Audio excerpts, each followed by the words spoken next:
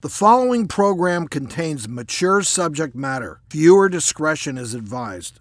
Jennifer, you talk about you have been in, you have been in those sexual situations, but my guess is they weren't very intimate, because intimate is about being vulnerable, right? And about sharing a part of yourself and letting that person see you for who you are. And it sounds like that's part that wasn't really happening. Well, it was part of a larger group, and she was sort of expected to do that. It wasn't Jennifer, the person. Her sole identity is what she was expected to just be, do what everybody else was doing in that context.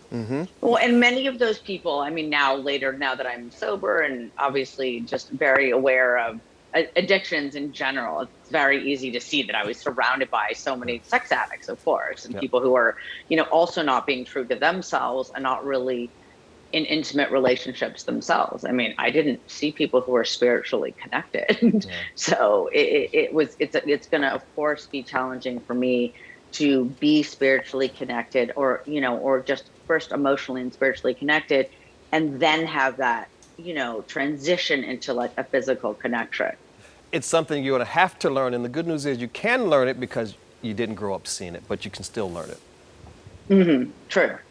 And the way she's grown, she now can see it, not only the issues she was having, but the other people around her, the so-called sex addicts and people were there that were, their existence was based on their looks and their appeal, and they were expected to do certain things. I mean, that was the lifestyle. Yeah, I mean, the whole environment, I mean, just from a very young age, it was very clear. I mean, the girls would always come and go, the girlfriends would come and go, the wives would come and go. So for me, it was just, these were just, commodities. It was just it was just trading in and out of people and never getting too attached to them. Like I was always taught to never get too attached to these girls because they would come and go, which they did.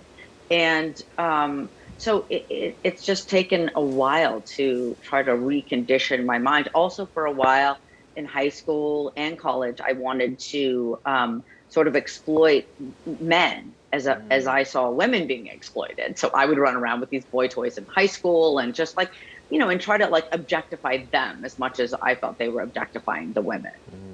And that's not a surprising No. response, right? Not at all. It's like, I need to feel better about myself. Maybe this will help. Well, kids live what they learn, right? And this is what you learn growing up in the mansion, that we're a little less human, and it's more about what we can see on the outside and not what we can have inside to offer. So that's a lot to unlearn over time. But it sounds like you're on that journey.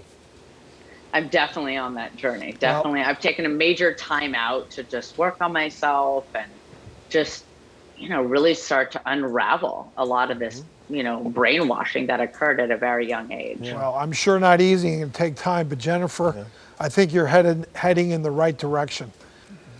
Thank you.